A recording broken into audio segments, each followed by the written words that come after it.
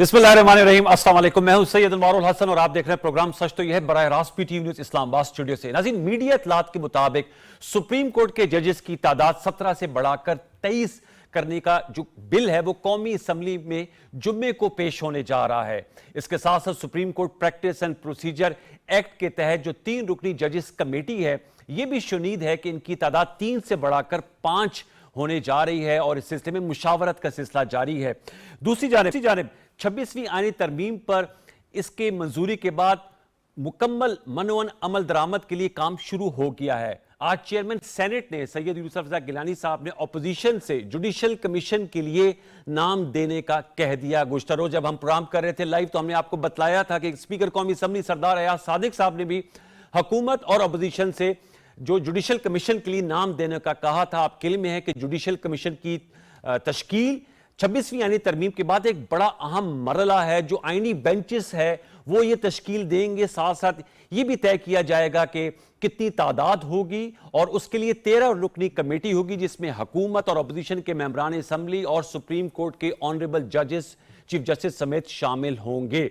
साथ में आपको ये भी हम बताते चलें कि 26वीं आईनी तरमीम के तहत चीफ जस्टिस जनाब जस्टिस याया अफरीदी साहब की एज चीफ जस्टिस तकरीरी के बाद कल सुप्रीम कोर्ट में फुल कोर्ट इजलास हुआ जिसमें सुप्रीम कोर्ट के तमाम ऑनरेबल जजेस ने शिरकत की। जस्टिस मंसूर अली शाह साहब ने वीडियो लिंक के जरिए शिरकत की और एक अरसे से जो मीडिया में एक कहानी बुनी जा रही थी कि जजेस के दरमियान, ऑनरेबल जजेस के दरमियान ग्रुप बंदी या ये इख्तलाफ है, अब ऐसे महसूस हो रहा है कि वो तमाम तर इख्तलाफात अल्हम्दुलिल्लाह खत्म होते हुए दिखाई दे रहे हैं, जो कि एक बहुत बड़ी खुशाइंद पेशरफ्त है।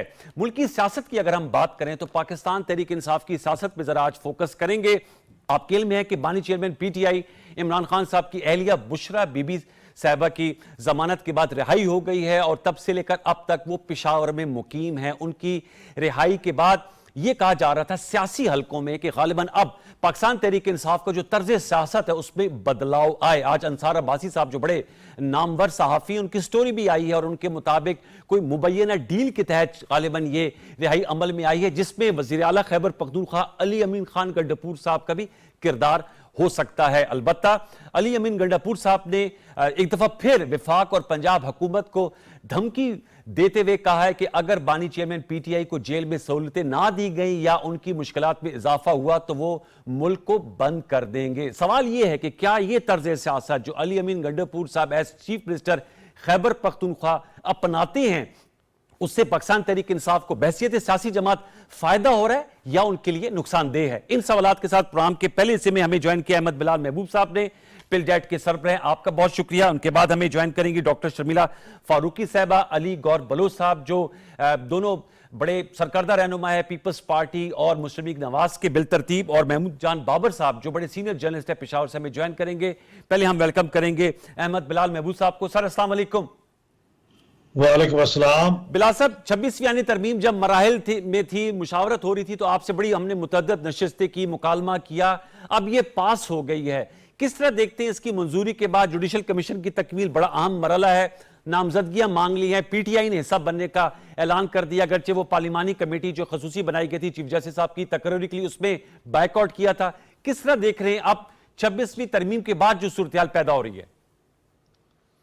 बहुत शुक्रिया। देखिए 26वीं आईनी तरमीम के बाद जो उसके तकाजे हैं वो पूरे हो रहे हैं और उसका पहला तकाजा तो नए चीफ जस्टिस ऑफ पाकिस्तान का तकर्रुर था थ्रू पार्लियामेंट्री कमेटी, वो हो गया है और अब ये दूसरा अहम तकाजा जुडिशल कमीशन का है, वो भी होने जा रहा है। तो मेरे ख्याल में 26वीं आईनी तरमीम अब अपने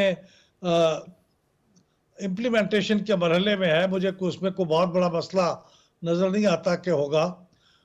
जुडिशल कमीशन बनने के बाद फिर जुडिशल कमीशन आईनी बेंचेस की तरतीब करेगा, वो भी बहुत अहम मरहला होगा। तो मेरे ख्याल में ये स्टेज बाय स्टेज ये काम आगे बढ़ता रहेगा। मुझे उसमें कोई रखना पड़ता नजर नहीं आता और तहरीक इंसाफ को उसमें शामिल होना बहुत खुशाइंद बात है। मैं समझता हूं कि उनको पार्लियामेंट्री कमेटी में भी शामिल होना चाहिए था। उनको किसी बाइकॉट का और अपने आप को कट के किसी बाहर बैठे रहने का, इस किस्म के किसी टेंडेंसी को अपने आप से दूर करना चाहिए, क्योंकि जमहूरी माशरे में अंदर जब जैसी भी जमहूरियत हो اس کے اندر اس کے ساتھ جڑ کے ہی کام ہو سکتا ہے. Yes. اس کو بائیکاٹ کر کر اسے علیحدہ ہو کے کچھ نہیں ہو سکتا. سر ججز کی تعداد میں اضافے کا بل شنید یہ ہے کہ جمعے کو قومی اسمبلی میں لایا جا رہا ہے. آپ کس طرح دیکھتے ہیں؟ 17 سے 23 کرنے کی تجویز ہے، اور جو supreme court practice and procedure act کے تحت ججز کمیٹی 3 رکنی ہے، 3 سینئر ججز بشمول چیف جسٹس صاحب، اس کی تعداد میں بھی اضافے پہ مشاورت جاری ہے کہ 5 کر دی جائے. How do you see it? دیکھیے جو ججز کی تعداد بڑھانے کا بات ہے، میرے خیال میں وہ بہت ضروری ہے. اچھا. اس لیے ضروری ہے کہ ہمارے ہاں جو پینڈنسی آف کیسز ہے، اور اب جبکہ آپ کو آئینی بینچز بھی الگ سے بنانے ہیں، تو اس کو ایڈریس کرنے کے لیے آپ کو ججز کی تعداد بڑھانے کی ضرورت ہے. میں نے شاید پہلے بھی ذکر کیا تھا کہ کچھ ماہ پہلے 2-1 ماہ پہلے شاید لاہور میں آسما جہانگیر کانفرنس ہوئی تھی. جی. تو اس موقع پہ جسٹس منصور علی شاہ صاحب کی نوٹ سپیکر تھے. تو انہوں نے اس موقع پہ ایک بڑا عالمانہ وہاں پہ اپنا خطاب کیا تھا، اور انہوں نے کہا تھا کہ یہ ہمارے ملک میں پینڈنسی آف کیسز کی بڑی وجہ یہ ہے کہ ہمارے ہاں ججز ناکافی ہیں، تو ججز کی تعداد بڑھانی چاہیے. انہوں نے دوسرے ملکوں کا حوالہ دے کے بتایا تھا کہ وہاں ایک جج کتنے کیسز سنتا ہے اور ہمارا جج کتنے زیادہ کیسز سنتا ہے. تو میرے خیال میں ججز کی تعداد بڑھانے پہ کوئی اختلاف کی کوئی بات سمجھ میں نہیں آتی مجھے. تو یہ اچھا ہی ہے کہ اگر تعداد بڑھ جائے گی تو ٹھیک. اور سر وہ جو کمیٹی ہے اس کی تعداد 3 سے 5 کرنے پہ؟ اچھا، کمیٹی میں بھی اگر اتفاق کرائے یہی ہوتا ہے تو وہ 3 سے 5 بھی ہو جائیں گے تو بھی ٹھیک ہے. اگر اس میں بہتر ہوگا کہ اگر اس میں کوئی سینیورٹی کو معیار رکھ لیا جائے. اچھا. پتہ نہیں کتنے اس میں سینیورٹی کے بیسس پہ آئیں گے اور کتنے اس کے چیف جسٹس صاحب کی صوابدید پہ ہوں گے، یہ مجھے معلوم نہیں ہے. لیکن تعداد بڑھانے سے بھی کوئی فرق نہیں پڑتا. شاید اس لیے اچھا ہو کہ بعض کا ججز اویلیبل نہیں ہوتے، وہ میٹنگ اٹینڈ کر نہیں سکتے، تاکہ پھر کورم پورا ہو جائے. 2-3 لوگ تو موجود ہوں جو اس کے اندر کر لیں. ماضی میں ہم نے دیکھا کہ ایک جج صاحب نے اس کا بائیکاٹ کیا تھا، پھر 2 ججز ہی تھے جنہوں نے مل کے فیصلہ کر لیا. اگر 2 ججز اس کو کسی وقت فیصلہ کریں کہ ہم نہیں بیٹھتے تو پھر تو یہ کمیشن معطل ہو جائے گا. تو اس لیے تعداد بڑھا دینا میرے خیال میں مناسب رہے گا. اچھا، اس سے جڑا سوال، آخری سوال ہے. آپ نے کہا محترم جج نے بائیکاٹ کیا تھا، ظاہر بات ہے اب اس کمیٹی میں جسٹس منیب اختر صاحب دوبارہ لوٹ آئے ہیں. آپ کیا سمجھتے ہیں کل جو فل کورٹ اجلاس ہوا سپریم کورٹ کا، ایک اچھا میسج کیا؟ جیسے بات ہوتی تھی کہ جی ڈیویژن ہے اور ڈیویژن فیصلوں میں نظر آتی ہے، تو آپ کیا کہیں گے اس پہ؟ احمد بلال صاحب چیف جسٹس یحییٰ آفریدی صاحب کی سربراہی میں فل کورٹ ریفرنس ہوا اور اس پہ تمام ماشاءاللہ جو سپریم کورٹ کے ججز تھے وہ موجود تھے. بہت ہی اچھی خبر تھی یہ، بہت ہی خوش آئند خبر تھی. اور اس پہ خاص طور پہ جسٹس منصور علی شاہ صاحب کا شریک ہونا، اور وہ بھی وایا ویڈیو لنک، کیونکہ وہ ملک سے باہر تھے. تو انہوں نے خاص طور پہ اس کی کوشش کی، اہتمام کیا. اور منصور علی شاہ صاحب کا اس میں شامل ہونا اس لیے بھی بہت ضروری تھا کہ انہوں نے لاہور ہائی کورٹ کے چیف جسٹس ہوتے ہوئے پینڈنسی آف کیسز کے اوپر، ٹیکنالوجی کے انٹروڈکشن کے اوپر بہت کام کیا تھا کامیابی سے. اور کل کی میٹنگ میں غالباً قطع کلب کی معذرت، ان کا پلان بھی سامنے زیر بحث ہے، کیونکہ 59,191 رجسٹرار سپریم کورٹ نے بتایا پینڈنسی ہے. اور جو جسٹس منصور علی شاہ صاحب کا ابتدائی 1 ماہ، 3 ماہ اور 6 ماہ کا پلان بھی جو ہے اس بھی زیر بحث آیا تھا. سر جی، یہ بہت اچھی بات ہے کہ منصور علی شاہ صاحب نے اس میں بہت ایکٹیو پارٹ لیا، اور جب وہ واپس آئیں گے تو شاید وہ اس کی پینڈنسی آف کیسز کو دور کرنے کے لیے بہت فعال کردار ادا کریں گے. تو سب لوگوں کا شریک ہونا اور اختلافات کا اکٹھے بیٹھ جانا اٹ سیلف ایک بہت اچھی چیز ہے. اور میں سمجھتا ہوں کہ نئے چیف جسٹس صاحب کے لیے یہ بہت نیک فعال ہے کہ تمام لوگ اکٹھے بیٹھ گئے ہیں. سر حکومت کی، آپ کے خیال میں حکومت کو آپ کی کیا مشورہ ہوگا کہ یہ جو اب ایک اچھی ہمیں سپریم کورٹ سے بھی خبریں آ رہی ہیں، حکومت بھی کامیاب رہی، 26ویں آئین ترمیم پہلے کوشش کی، سپٹمبر میں نہیں ہو سکا، اکتوبر میں کر لیا، 2/3 اکثریت سے پاس ہو گیا. اب اس معاملات کو آگے کیسے خوش اسلوبی سے بڑھایا جا سکتا ہے کہ کوئی بکرنگ نہ ہو بٹوین دی انسٹیٹیوشنز، ادھر پارلیمنٹ اور جوڈیشری؟ دیکھیے، اس کی گارنٹی تو کوئی نہیں دے سکتا، لیکن اس کا انحصار دونوں سائڈوں پہ ہوگا. ماضی میں بھی کورٹ بھی اپنے اختیارات سے اور اپنے حدود سے تجاوز کرتی رہی ہے، اور اس کی وجہ سے بہت سے مسائل پیدا ہوئے ہیں. اور یہ 26ویں ترمیم بھی ہے، وہ کسی حد تک ری ایکٹیو ہے، اس کا ایک رد عمل ہے. تو اگر کورٹ اپنے آپ کو ریسٹرین کرے گی اور اس کے حدود سے باہر نہیں جائے گی، تو میرا نہیں خیال کہ پارلیمنٹ از خود उसके ऊपर कोई ठीक। ज्यादती करेगी। तो मेरे ख्याल में हुकूमत को चाहिए कि वो बदस्तूर कोशिश करती रहे कि अपोजिशन के साथ राब्ते रखे और उनको सलाह मशवरे में शरीक करे। Yes. कभी वो शरीक हों या नहीं हों, लेकिन इनको कोशिश करते रहना चाहिए ताकि कुछ टेम्परेचर डाउन हो। Yes. और ये अदालतों के मामले में भी अब ये जो उनके पास इख्तियार आया उनके हाथ में जुडिशल कमीशन का परफॉर्मेंस रिव्यू का भी और जजों को हाई कोर्ट में तैनात करने का भी, उसको बतौर स्ट्रिक्टली मेरिट के तौर पे करें। अपनी जाती और सियासी चीजों को, अपनी जजमेंट को मुतासर ना होने दें। सर लास्ट पे क्वेश्चन सर ये है, चीफ जस्टिस साहब की तैनाती भी 26 यानी तरमीम के तहत हुई है, लेकिन हम देख रहे हैं इसकी कबूलियत भी है, पीटीआई भी जुडिशल कमीशन के लिए नाम दे रही है, प्रोसेस भी आगे बढ़ रहा है, लेकिन चैलेंज भी हो रही है ये तरमीम। आप बताइएगा, आप जाहिर बात है कॉन्स्टिट्यूशन पे बड़े मुकालमे भी आपने कराए हैं, क्या 2/3 से आईनी तरमीम चैलेंज हो सकती है इन दी सुपीरियर कोर्ट्स, क्योंकि चैलेंज भी कर रही है बार्स मुख्तलिफ? जी बिल्कुल, बहुत से चैलेंज आए हैं, लेकिन मेरी जाती राय में अच्छा 2/3 मेजॉरिटी से पास की हुई किसी कॉन्स्टिट्यूशनल अमेंडमेंट को खुद कॉन्स्टिट्यूशन के मुताबिक ठीक चैलेंज नहीं किया जा सकता। ये उन्होंने वाजे कर दिया हुआ है। आइन के अंदर आर्टिकल 239 में इसका बड़े वाजे अल्फाज में जिक्र है। और मेरे ख्याल में अदालत भी मेहरबानी फरमाए कि वो भी माजी में जो हदूद से तजावज़ होता रहा इस दफ़ा ना करे, और ये पार्लियामेंट ने अगर 2/3 मेजॉरिटी से पास की हुई है तो उसका एहतराम करे। उसको पसंद है या नापसंद है, जिस तरह आम शहरियों से आप तवक्को करते हैं कि कोर्ट के जजमेंट को वो पसंद करें नापसंद करें, उस पर अमल करना पड़ता है, तो अदालतों को भी ऐसे ही करना चाहिए। Thank you very much. Ahmad Bilal Mahmood साहब हमसे गुफ्तगू कर हमें ज्वाइन किया ऑनरेबल मेंबर कौमी assembly doctor Sharmila Farooq join किया है। अली गौर बलोच साहब ने ऑनरेबल मेंबर कौमी असम्बली रह चुके हैं। मुस्लिम लीग नवाज से आपका ताल्लुक है। टेलीफोन लाइन पे अली गौर बलोच साहब आपके हम नहायत शुक्रगुजार हैं। और महमूद जान बाबर साहब वेरी सीनियर जर्नलिस्ट पेशावर से हमारे साथ मौजूद, को फॉर्म वेलकम।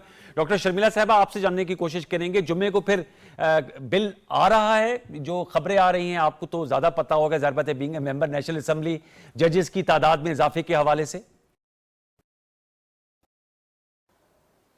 जी शुक्रिया अनवार साहब। जी हमें भी कुछ यही बताया गया है कि जुमे को वो बिल आ रहा है और उससे पहले डेफिनेटली ये डिस्कस किया जाएगा हमसे, क्योंकि हमें उसके ऊपर वोट देना है। बट हमें भी यही इत्ला है।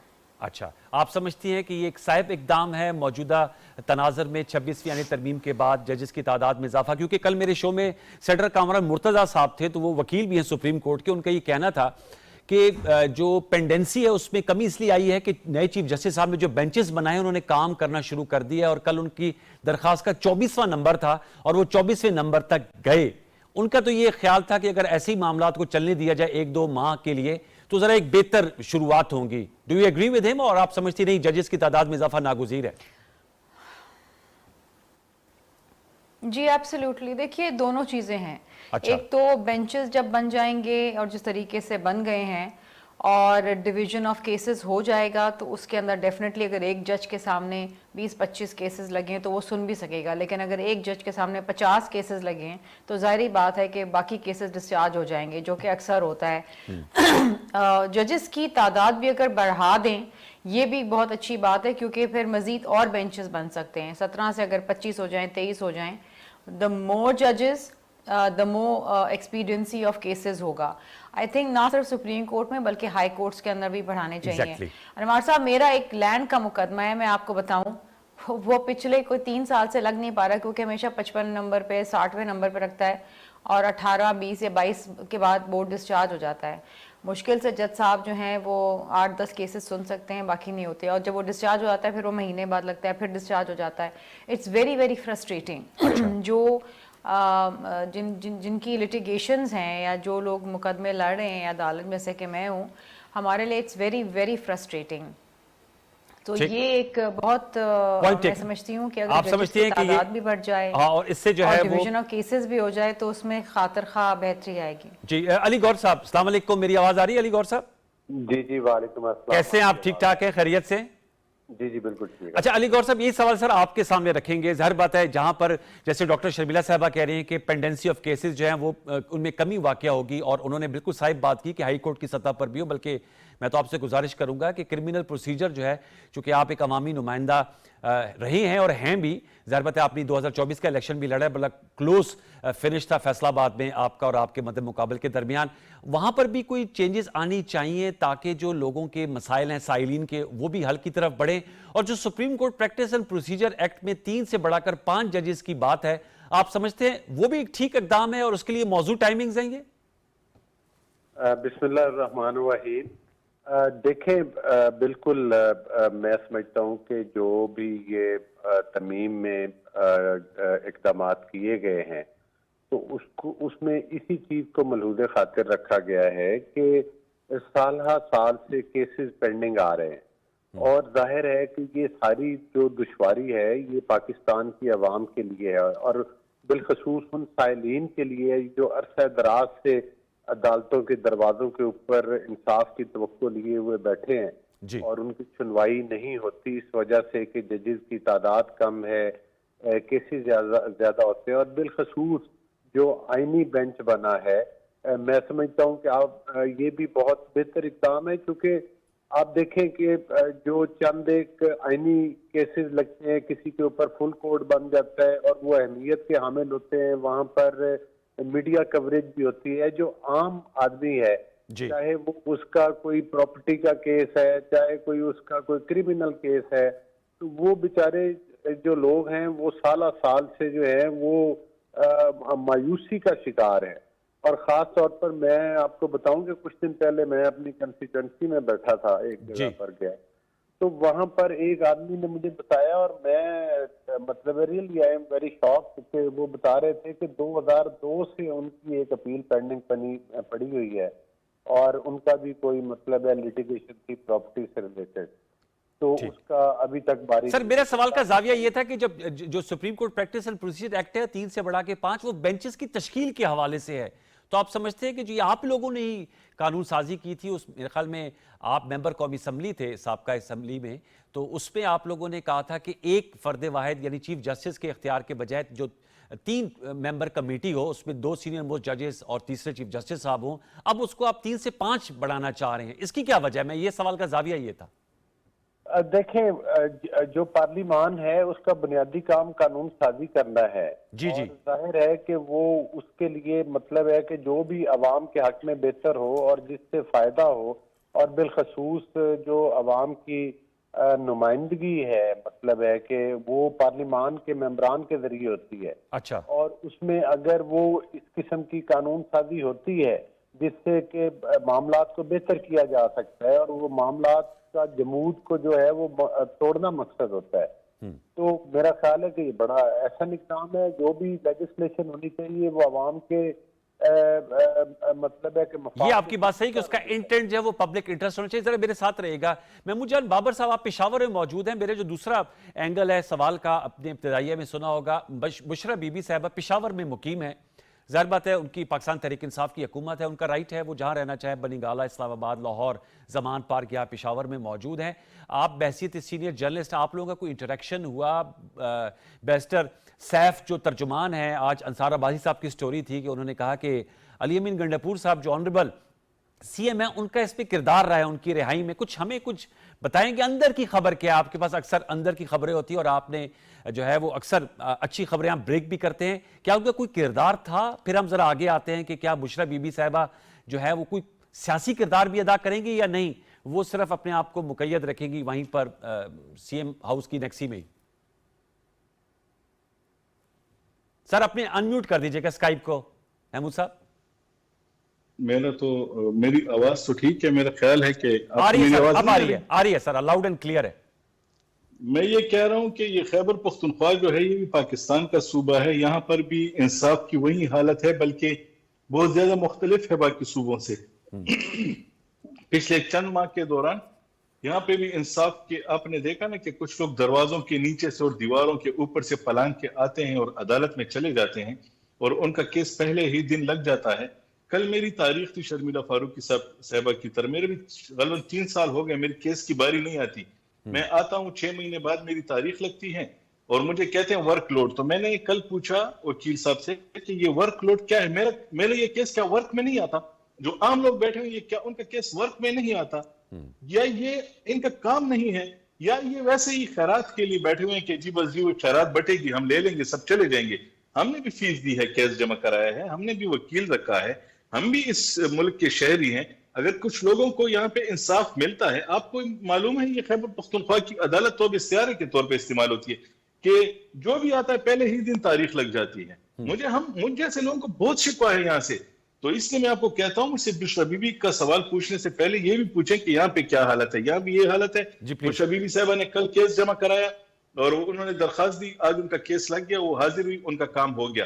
شیخ وقاص اکرم صاحب آج آئے، انہوں نے درخواست دی، کل ان کی ضمانت ہو جائے گی، وہ چل جائے. سب لوگوں کو ضمانتیں ہو رہی ہیں، صرف یہاں کے رہنے والے عام لوگوں کے علاوہ. تو اگر کوئی سن رہا ہے تو یہ ہماری بھی حالت سنیں اور کچھ یہاں پہ رحم کریں، اور یہ جو عام لوگ ہیں ان کے کیسز کو بھی لگنا چاہیے. اب آپ نے بشرا بی بی صاحبہ کا پوچھا، بشرا بی بی صاحبہ کا پوچھا، ہمارے پاس یہ واضح اطلاعات ہیں کہ بشرا بی بی صاحبہ پشاور جب آ رہی تھی اس سے ایک دن پہلے علی امین صاحب کو پتا تھا. انہوں نے اپنے دوستوں کو بھی بتایا تھا کہ کل جو ان کے قابل اعتماد دوست ہیں پارلیمنٹیرینز کے اندر جن سے ہماری بات ہوئی ہے، انہوں نے اس بات کی تصدیق کی ہے کہ ایک رات پہلے وزیر اعلیٰ صاحب نے انہیں اطلاع دے دی تھی کہ کل بشرا بی بی کی ضمانت ہونے والی ہے، اور انہیں شاید یہ بھی بتا دیا تھا کہ وہ پشاور آئیں گی اور اب وہ پشاور رہیں گی. ان کے پشاور آنے کا اور کوئی مقصد ہو نہ ہو، اس وقت کسی کو فائدہ ہو نہ ہو، میرا خیال میں کہ علی امین صاحب کو تو اس کا فائدہ ہے.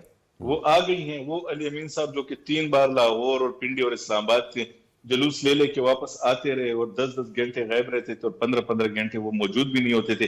اچانک آتے تھے، ہمیں عمرہ یار کی طرح ایک کہانی سناتے تھے کہ میں یوں گیا تو پھر وہاں سے آیا تو پھر میں پہاڑی چڑھو پھر میں زمین پہ آیا.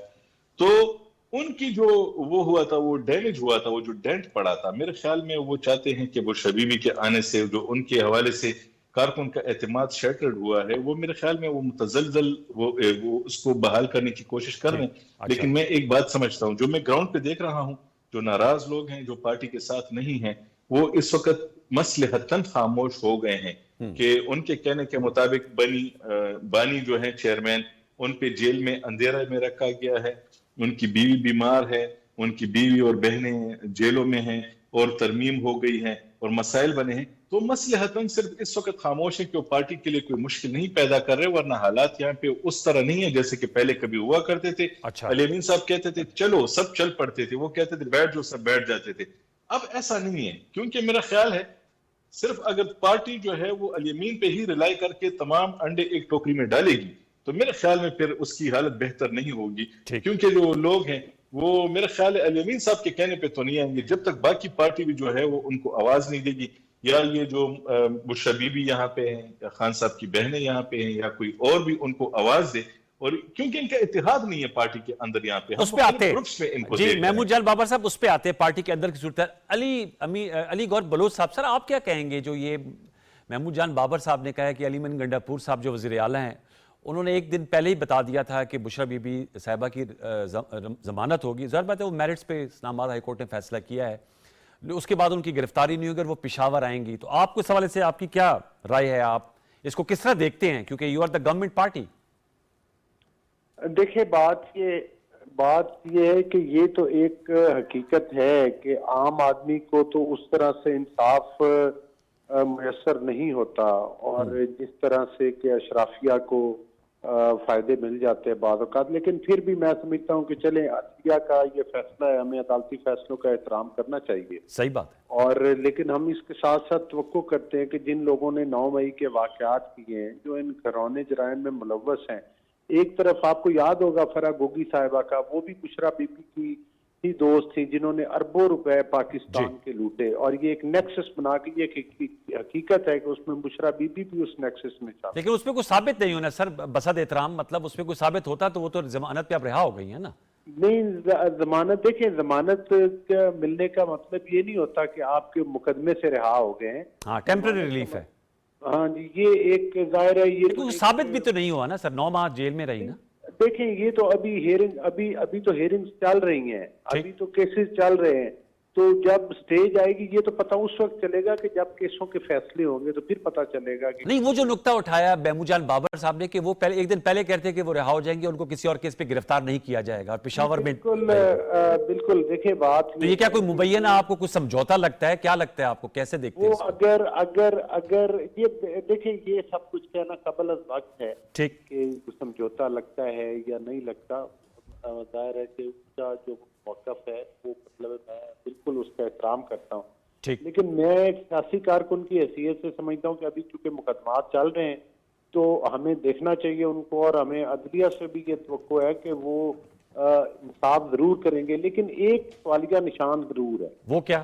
جس سے کہ باقی دوست بھی میرے ساتھ اتفاق کریں گے. جو 9 مئی کے واقعات اور دیگر واقعات 8 منٹ میں 8 ضمانتوں کا ہو جانا، جی جی کہیں نہ کہیں سے سہولت کاریوں کا ہو جانا، اور بالکل عجلت میں فیصلے آنا اور فیور میں آنا، یہ سارے سوالیہ نشان تو اٹھتے ہیں. ٹھیک ہے، یہ آپ نے اٹھائے. ذرا میرے ساتھ ہے کہ ایک اور سوال میں نے آپ سے پوچھنا ہے جو علی امین گنڈاپور صاحب نے، آپ کے ہم نام ہی علی امین گنڈاپور صاحب، آپ علی گور بلوچ صاحب ہیں.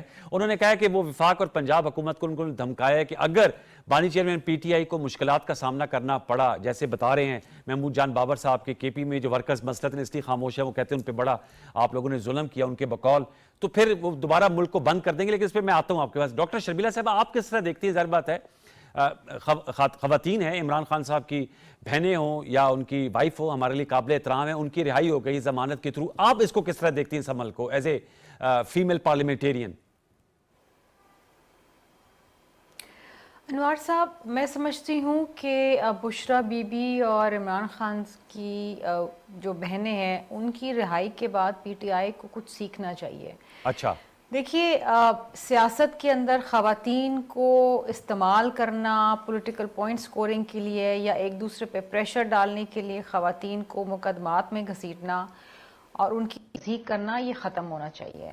صحیح بات. ان کے دور میں بھی آپ کو یاد ہوگا کہ فریال تالپور صاحبہ، مریم نواز اور دیگر کو گرفتار کیا گیا اور وہ بھی ایک بہت ہی تضحیک آمیز ایک واقعات تھے جو خیر یاد رہیں گے، بھول تو نہیں سکتا کوئی جس کے ساتھ یہ ہوا ہے. جی پھر بشرا بی بی جب جیل گئیں تو ظاہری بات ہے کہ عمران خان صاحب کی کیا فیلنگز ہوں گی، یا ان کی بہنیں جب جیل میں ہوں گی تو کیا فیلنگز ہوں گی. سیاست میں ہم نے یہ دیکھا ہے کہ اگر کسی کی تصدیق کرنی ہے تو آپ ریمارکس پاس کر دیتے. ہم نے یہ پارلیمان میں دیکھا ہے نا، ریمارکس پاس کرتے ہوئے خواتین کے اوپر، خواتین کو جیلوں میں ڈالنا، گھر کی ماں بہنوں بیٹیوں کو. آئی ہوپ کہ اس رہائی کے بعد یہ سبق سب نے سیکھا ہو کہ سیاست میں ایک دوسرے کے اوپر بے شک آپ الزامات لگائیں یا جو بھی مقدمے بازی ہوتی، میں تو سمجھتی ہوں کہ وہ بھی ختم ہونی چاہیے، لیکن بالخصوص خواتین کو اس میں نہ گھسیٹیں. Very important point. چادر اور چار دیواری کی کوئی پاس رکھیں، کوئی اس کی کوئی عزت رکھیں please. Yes very important point. I have been a victim of this myself.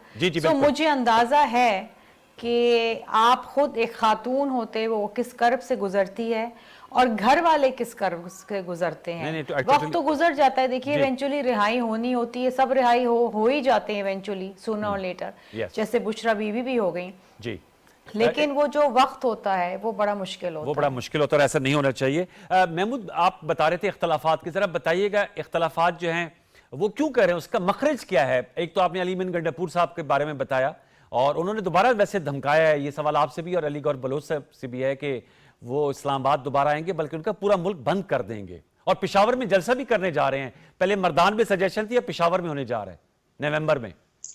Peshawar میں جلسہ کرنے کی تو بڑی وجہ یہ ہے کہ انہوں نے کچھ سبق سیکھ لیے ہیں. وہ جن سرکاری گاڑیوں پہ سوار ہو کے جس سرکاری سٹاف کے ساتھ جاتے تھے وہ اس بار دستیاب نہیں ہوگا، کیونکہ وہ جب رہا ہوگا تو دستیاب ہوگا نا. اور اگلا سرکاری ملازم ان کے ساتھ کیوں جائے گا؟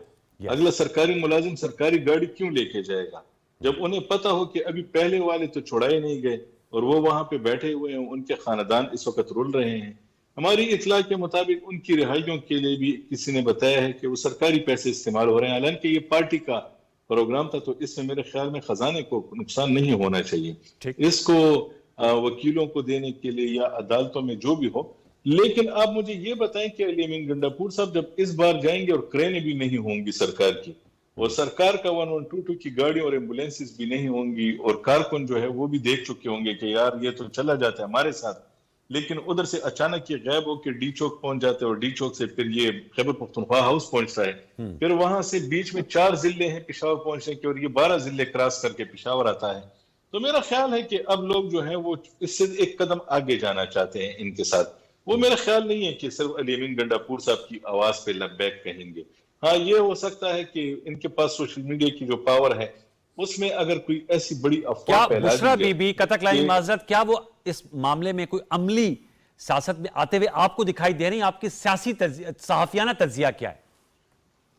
میرا ذاتی خیال یہ ہے کہ اس وقت جو ان کی پوزیشن ہے، ان کو سب سے زیادہ جو مسئلہ ہے وہ باقی کسی اور کی بجائے خود بانی چیئرمین کی جو بہنیں ہیں ان کی طرف سے ہوگا، کیونکہ وہ انہیں پارٹی ٹیک اوور نہیں کرنے دیں گے. اوکے. اس وقت آپ کو یہ معلوم ہے کہ یہ جو علی امین گنڈاپور صاحب ہیں، یہ بی بی صاحبہ کے جو بی بی ہیں بشرا بی بی، جی. ان کے ہاتھ کے بچے ہیں، ان کے ہاتھ کے نیچے ہیں، اور یہ الیکشن سے پہلے ہی ان کے ہاتھ کے نیچے آ گئے تھے اور کہہ دیا تھا کہ بس جی آپ جو کہیں گی میں وہ کروں گا.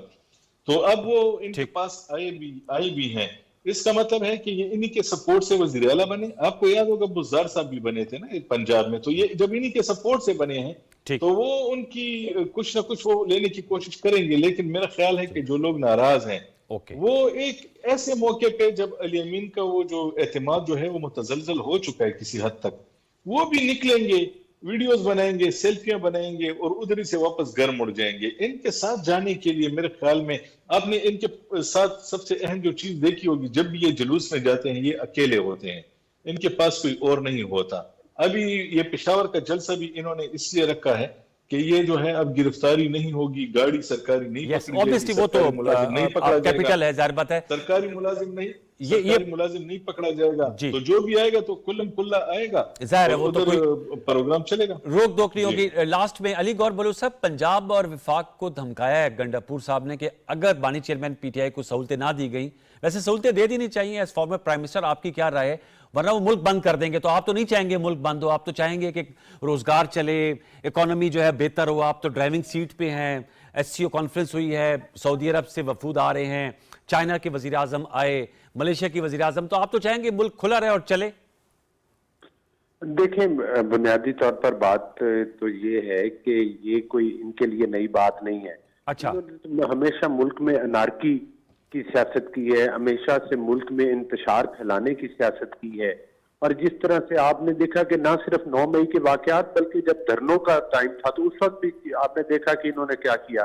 جس پی ٹی وی میں بیٹھ کر آپ پروگرام کر رہے ہیں اس کے اوپر حملے کیے گئے، اور کس طرح سے سپریم کورٹ کے قبریں کھودی گئی، کس طرح سے ڈی چوک کے اندر دھمچڑے ڈالے گئے. تو وہ تمام چیزیں جو ہیں وہ کسی سے ڈھکی چھپی ہوئی نہیں ہیں.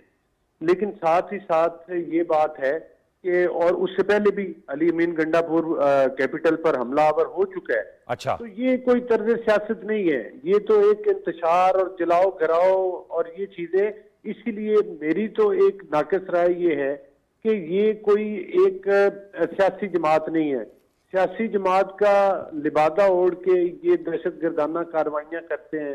اچھا. پاکستان میں توڑ پھوڑ کرتے ہیں، پاکستان کے خلاف لابنگ فارمز کو آپ کیا کریں گے اگر آ گئے؟ تو میرا سوال یہ تھا، وہ تو ان کا طرز سیاست. دیکھیں اگر یہ نام پر امن احتجاج کا لیتے ہیں لیکن اس کی آڑ میں ہمیشہ یہ جو ہے وہ انتشاری کاروائیاں کرتے ہیں. اوکے. میں سمجھتا ہوں کہ ایسے لوگوں کے ساتھ بالکل قانون کے آنی ہاتھوں کے ساتھ نپٹنا چاہیے. ٹھیک. اور ان کے ساتھ کوئی law will takes its own course. آپ کا بہت شکریہ علی گور بلوچ صاحب، thank you very much. Doctor Sharmila Farooqui صاحب آپ کا بھی، محمود جان بابر صاحب thank you very much for joining us. Viewers ایک چھوٹا سا وقفہ شامل کریں گے. ملک کی سیاست اور جو 26ویں ترمیم کے بعد supreme court practice and procedure act میں مجوزہ تبدیلی کے حوالے سے جو بات چیت چل رہی ہے اس پہ ہم نے گفتگو کی. چھوٹا سا وقفہ شامل کریں گے اور دوبارہ رخ کریں گے مشرق وسطیٰ کا. ذرا تفصیلی گفتگو کریں گے کیونکہ جو حالیہ حملے ہوئے ہیں اسرائیل کی جانب سے ایران میں، اس پہ کل سیکیورٹی کونسل اقوام متحدہ کا اجلاس ہوا لیکن بے نتیجہ رہا. اس پہ ذرا گفتگو کریں گے. وقفے کے بعد وقفہ لے لیجیے.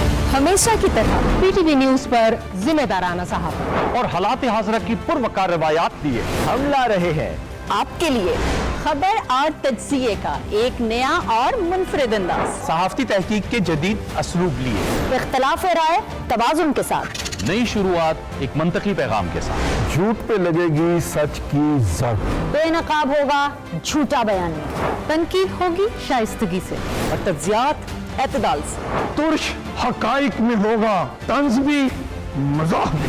हालात हाज़िरा जिद्दत के साथ सिर्फ PTV न्यूज़ पर।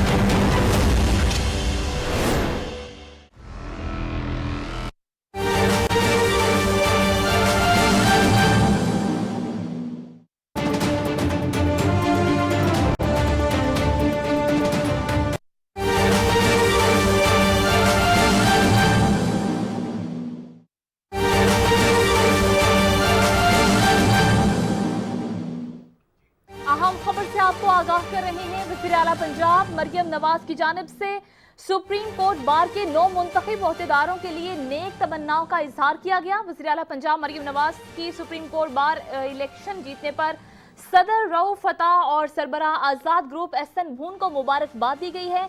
वज़ीर आला पंजाब मरियम नवाज शरीफ की जानिब से कहा गया है कि उम्मीद है 9 मुंतखब सदर और दीगर ओहदेदारों को आइन और कानून की बालादस्ती के लिए अपना किरदार अदा करते रहेंगे।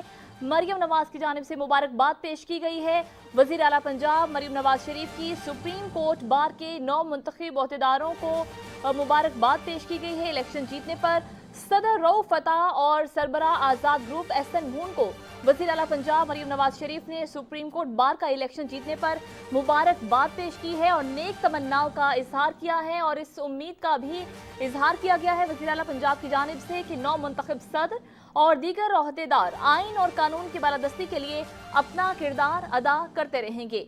अहम खबर से आपको आगाह कर रहे हैं। वज़ीर आला पंजाब मरियम नवाज शरीफ ने सुप्रीम कोर्ट बार का इलेक्शन जीतने पर सदर रऊफ फतह और सरबराह आज़ाद ग्रुप एहसन भून को मुबारकबाद पेश की है और उनके लिए नेक तमन्नाओं का इजहार किया है और साथ ही साथ इस उम्मीद का इजहार भी किया है कि 9 मुंतखब सदर और दीगर ओहदेदार आइन और कानून की बालादस्ती के लिए अपना किरदार अदा करते रहेंगे।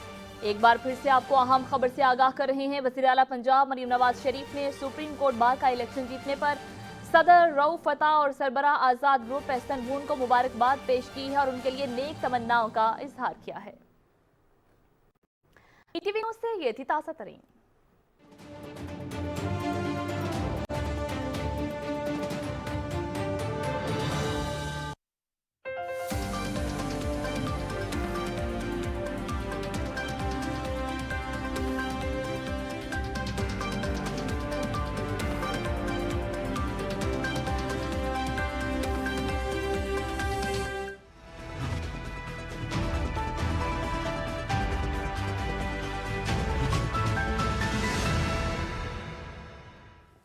Welcome back viewers. हम गुफ्तगू करेंगे, कल भी हमने अपने सेकंड पार्ट में गुफ्तगू की थी जो मशरक़ वस्ता की सूरत हाल है, उस पर हमने आपको मुतले किया था कि अक़वाम मुत्तहिदा की सलामती कौंसिल का इजलास हो रहा है और ईरान ने भी इसकी रिक्वेस्ट की थी और इसराइल ने खुद भी इसके हवाले से कहा था।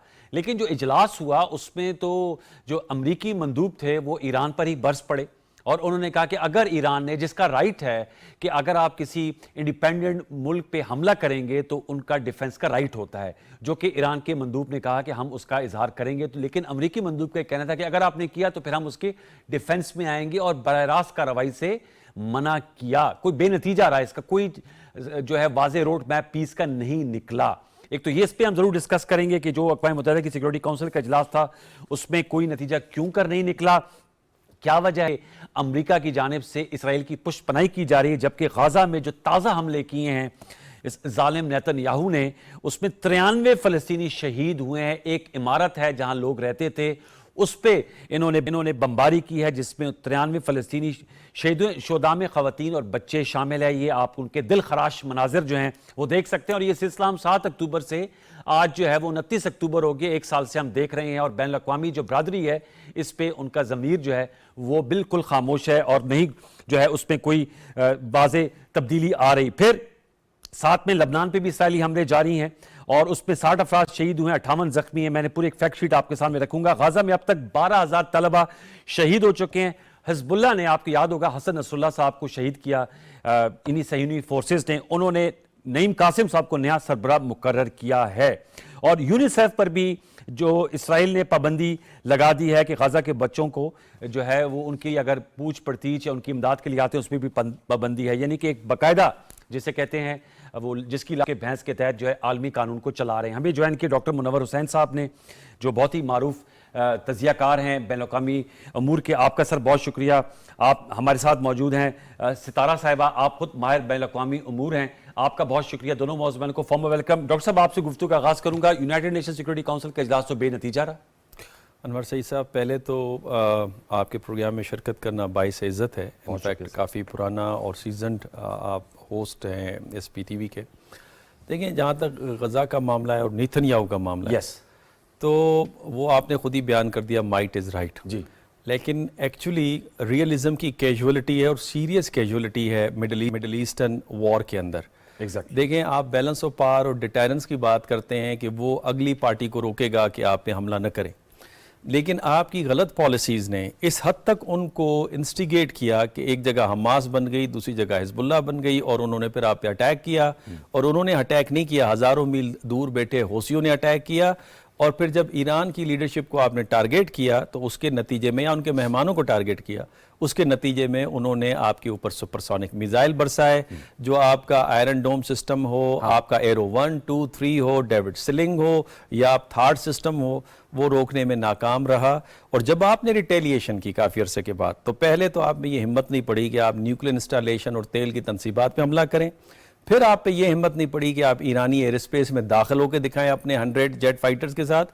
اور تیسرا یہ کہ جب آپ حملہ کرتے ہیں اس میں 90% جو ہے آپ کے راکٹس انٹرسیپٹ ہو جاتے ہیں. ایرانین انڈیجینیس جو ان کی ایئر ڈیفنس سسٹم ہے, ابھی تو انہوں نے جو رشیا سے لیا ہوگا وہ تو استعمال ہی نہیں ہوا. تو کہنے کا مقصد یہ کہ, اور پھر اقوام متحدہ کیوں کر گلوبل ساؤتھ کے مسئلے کو حل کرے گی یا اس کو نتیجے پہ پہنچائے گی جب ریسورسز نارتھ سے آ رہے ہیں اور پیس کیپنگ فورسز نارتھ سے ہے.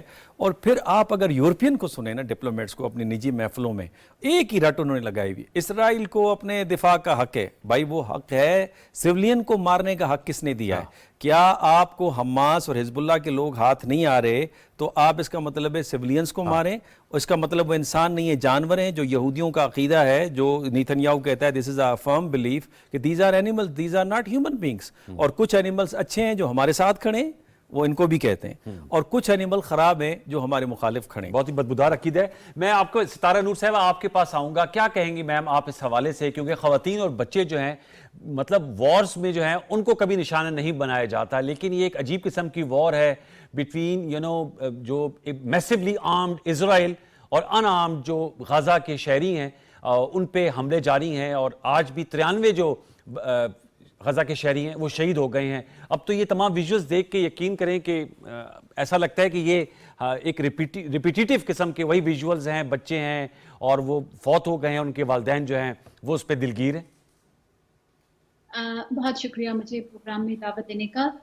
دیکھیں, جیسے ڈاکٹر صاحب نے بھی پہلے بڑے اچھے طریقے سے ایکسپلین کیا کہ اس وار کے نتیجے میں اس پوری سچویشن جو ہم پچھلے 1 سال سے ہم دیکھ رہے ہیں, وہ صرف 1 سال تک تو ایک ایکٹیو وار کی سچویشن غزہ میں آپ کو نظر آ رہی ہے, لیکن جو اس خطے کی بنیادی مسئلے کی جڑ ہے وہ پچھلے کئی سالوں پر محیط ہے. اسرائیل اور فلسطین کی جو جنگ ہے وہ اس کی تاریخ بہت پرانی ہے.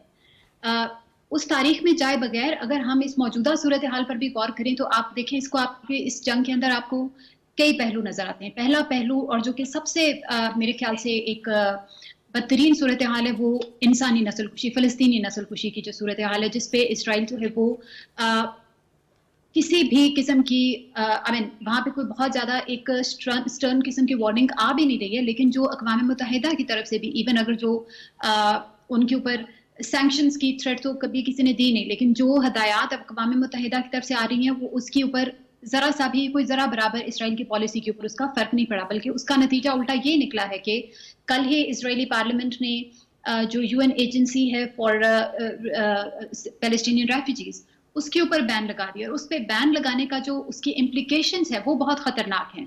اس کا نتیجہ یہ ہے کہ اب تک جو فلسطینی مہاجرین کے لیے جو اقوام متحدہ کی جانب سے کوششیں ہو رہی تھی, جو ان کے افراد وہاں پہ موجود تھے ان کی مدد کرنے کے لیے، ایون ان کوششوں پر بھی انہوں نے پابندی لگا دی آن دا پری ٹیکسٹ کہ وہ حماس کا یا حزب اللہ کا ساتھ دے رہے ہیں. لیکن اب اس کے اندر اقوام متحدہ کی طرف سے چاہے وہ کل والی جو آپ قرارداد کے حوالے سے بات کر رہے ہیں، اس سے پہلے جتنی بھی قراردادیں UN جنرل اسمبلی کی طرف سے آئی ہیں، ان کا اسرائیل کے اوپر ذرا برابر بھی کوئی فرق نہیں پڑا. اس کی میں وجہ آپ سے جاننا چاہ رہا ہوں ستارہ صاحب، کیا وجہ ہے کہ اسرائیل ہے، ان کی جو پولیٹیکل لیڈرشپ ہے وہ بالکل انڈیفرنٹ ہے، جس قسم کا بھی پریشر پڑ رہا ہے؟ کیا فائدہ لے رہے ہیں امریکہ چونکہ انتخابات کی طرف بڑھ رہا ہے؟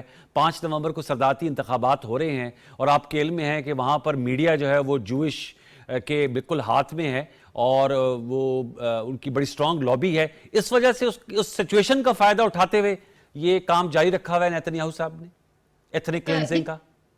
بالکل وہ ایک اس صورتحال کا فائدہ بالکل اٹھا رہے ہیں، لیکن اگر آپ تاریخ پہ نظر دوڑائیں تو آج تک اسرائیل کے خلاف جتنی بھی قراردادیں اقوام متحدہ کے فورم پر پیش کی گئی ہیں ان کو US نے ہمیشہ سے ویٹو کیا. یہ کوئی آج کی بات نہیں ہے کہ انتخابات کے قریب ہے تو اس وجہ سے US کا رد عمل کچھ ایسا ہے، لیکن ایون تاریخی طور پہ بھی جس قدر قراردادیں پیش کی گئی ہیں کسی بھی جانب سے، وہ ہمیشہ امریکہ کی طرف سے ویٹو کی گئی ہیں.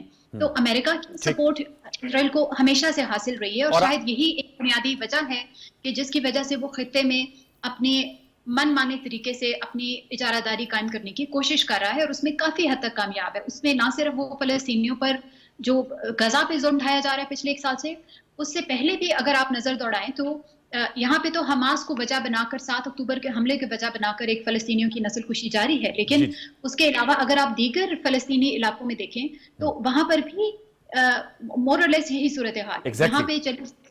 تو اس کا تعلق اسرائیل چاہے گا کہ اس کو پوری طرح سے حماس کے اس سے جوڑا جائے، لیکن یہ دیکھنے کی ضرورت ہے کہ ایون جو اسرائیل کے اوپر کہ فلسطین کے اوپر جو مظالم ہیں وہ حماس کے قائم ہونے سے بھی بہت پہلے سے. نہیں، آپ سے میں ٹوٹلی ایگری کرتا ہوں، اس کا کانسیکوینس تو نہیں ہے. 7 اکتوبر کو آئسولیشن نہیں دیکھا جا سکتا. سر مڈل ایسٹ کی جو اس وقت جو سچویشن ہے آپ اس کو اب کس طرح دیکھ رہے ہیں؟ کل ہمارے شو میں منصور جعفر صاحب تھے، وہ بھی تجزیہ کار ہیں، ان کی تو رائے یہی تھی کہ یہ کوریوگرافٹ قسم کے ان کے مطابق حملے تھے جو ایران نے اسرائیل پہ کیا، اسرائیل نے ایران پہ کیا.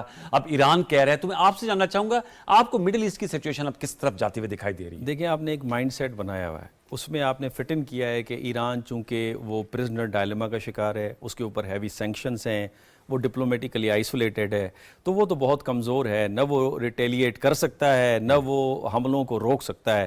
اب اس نے اتنا پرفارم کر کے دکھایا ہے کہ حملہ بھی کر دیا ہے اور پھر اس نے ریٹیلیشن جو اسرائیل کی ہے اس کو بھرپور طریقے سے روک بھی لیا ہے. اب وہ فٹ ان نہیں ہو رہا اس کے اندر، تو اب یہ کہ جی یہ سارا جو ہے وہ نورا کشتی ہے. میں کہتا ہوں کہ 1000 یا 100 راکٹ اور 100 فائٹر جیٹس کے ساتھ کوئی حملہ کرنے آتا ہے تو کوئی کہتا ہے ہاں ہم مذاق میں کھیلتے ہیں، ہمیں تھپڑ مار کے چلے جاؤ.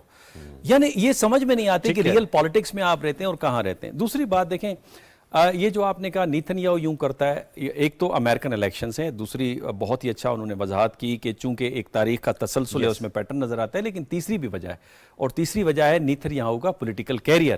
یہ جنگ ختم ہوگی تو یہ پروسیکیوٹ ہوگا، کرپشن کے کیسز ثابت ہو چکے ہیں، پالیٹکس کے اندر پولرائزیشن ہے، سول وار جیسی کیفیت ہے، اس کا پولیٹیکل کیریئر ختم ہونے جا رہا ہے. تو لہٰذا اور کوئی آپشن نہیں ہے سوائے یہ کہ وار کو آپ لنگر آن کریں. رائٹ ونگ پارٹی کو ساتھ ملایا ہوا ہے، اگر جنگ ختم کرتا ہے تو رائٹ ونگ پارٹی بھی ساتھ چھوڑ جاتی ہے، حکومت ختم ہو جائے گی. تو اس کا اپنے ذاتی پولیٹیکل انٹرسٹ کی وجہ سے امریکہ کا کیوں سفیر چڑھ دوڑتا ہے ایران کے اوپر، یہ اس شکست جو کہ انہوں نے کہا کہ ہمارے پاس ایسا ایئر ڈیفنس سسٹم ہے جہاں چڑیا پر نہیں مار سکتی اور چڑیا پر مار لے. ان کے اپنے اینالسٹ کہتے ہیں جو تھاٹ ہے اس میں 8 میزائل ہوتے ہیں اور آپ نے 2 بیٹریاں لگا لی ہیں تو 16 میزائل کتنے ایرانی میزائلوں کو روکیں گے؟ پہلی بات یہ. دوسری بات یہ کہ آپ کو اس وقت غصہ اس لیے ہے کہ جو اسرائیل نے اٹیک کیا with your collaboration and planning وہ بھی آپ کی خراب ہو گئی. مجھے سمجھ نہیں آتا کہ امریکہ اتنا ڈومیننٹ انفلوئنشل پاور ہے، کیا وہاں پالیسی میکنگ بے وقوفانہ انداز سے ہونے لگی ہے کہ اس وار کی کیجولیٹی، serious کیجولیٹی، American economy, American image, American power and influence in the reason, वो साबित हो रहा है। और अमेरिकन पॉलिसीज की वजह से, हार्ड पावर की वजह से चाइना और रशिया का इन्फ्लुएंस बढ़ रहा है। कौन पॉलिसी बना रहा है, क्या उनको समझ नहीं आ रही? उनका जेफरी सैश सीख रहा है, उनके वो जो न्यू रियलिस्ट हैं जॉन मिरशाइमर, कर्नल डगलस और स्कॉट रीटर, सारे कह रहे हैं यार ये पॉलिसी मेकिंग के आप हवा में बैठ के बना रहे हैं, किसको सर्व कर रहे हैं आप? वेरी इंपॉर्टेंट, आपने बहुत थॉटफुल गुफ्तगू की, आपका बहुत शुक्रिया सर। डॉक्टर मुनव्वर हुसैन साहब, सितारा नूर साहब, आप शुक्रिया। व्यूअर्स, आपने गुफ्तगू सुनी, अब हम दुआ ही कर सकते हैं और पूरी सपोर्ट अपनी अखलाकी तौर पे, सफाती तौर पे देते हैं कि इस मामले का जो ह्यूमन एंगल है उससे ख़त्म होना चाहिए, क्योंकि ये एक इंसानी अलमिये की सूरत इख्तियार कर रहा है, बिलखसूस गाज़ा में और फ़लस्तीनी जो काबिज़ इलाके इसराइल ने किए हुए हैं उनमें। इन्हीं कलमात के साथ प्रोग्राम को यहाँ अख्ताम करेंगे। कल दोबारा आपसे मुलाकात होगी, तब तक के लिए सैयद अनवारुल हसन और सच की प्रोडक्शन टीम को इजाज़त दीजिए। अपना बहुत सा ख्याल रखिए। अल्लाह ने के बाद।